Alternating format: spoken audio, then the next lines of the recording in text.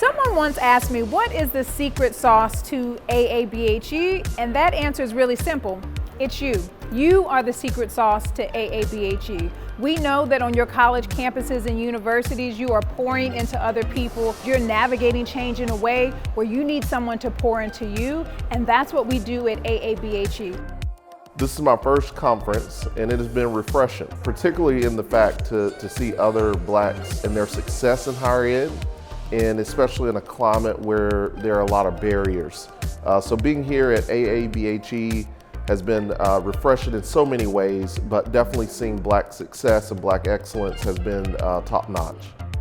It has been phenomenal because I have gone to other conferences, and this is the first conference that I have actually seen myself.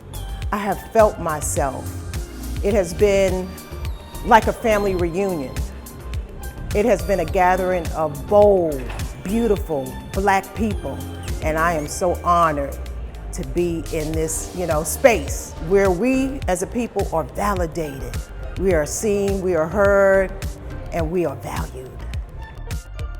When we start planning our conferences, usually years in advance, we're always thinking about the city.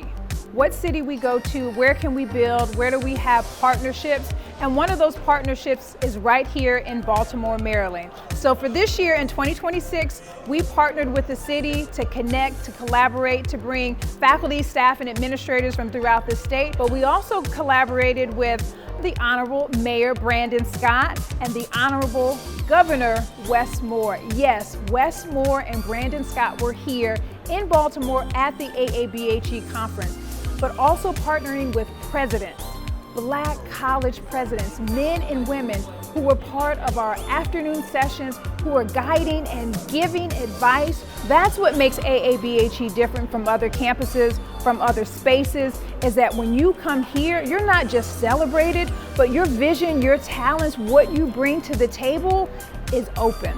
So my biggest takeaway is this concept of belonging, right? So even in my presentation, we talked about belonging and feelings of belonging, and other researchers in their presentations, they also mention belonging. So belonging is essential, not just for the work that we do with the public or other students, but it's also important for us to have that feelings of belonging, or being able to belong to a group or entity that continues to help us thrive. Over the last 4 years, I have grown in so many different ways. When I first started coming, I was a PhD candidate, and it has inspired me not only to use the PhD that I've gained over that time to obtain a faculty position, but also use the skills to promote the growth of the students that I work with. And so this conference has helped me understand that leadership is not just about telling people what to do, but seeing the different skills that you possess within yourselves and how to enhance that in others.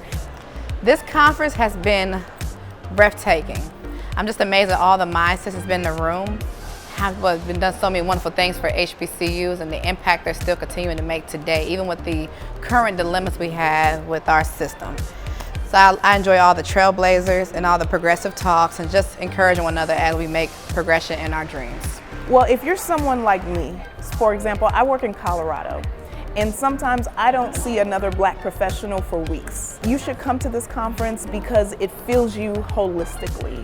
We always talk about joy, we always talk about filling ourselves in this workspace. This conference does that for me.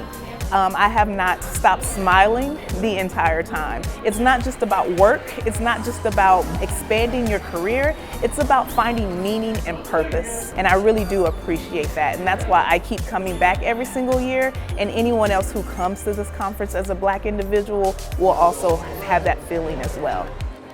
What I would say to someone who has not come to the conference is you need to get here. It can't be explained, it is experienced. It's on my priority list. I think I had other conferences that I put my focus on, but this is the one that gave me validation. This is the one that made me understand why I do the work that I do for my people. And so, of course, I'll see you next year.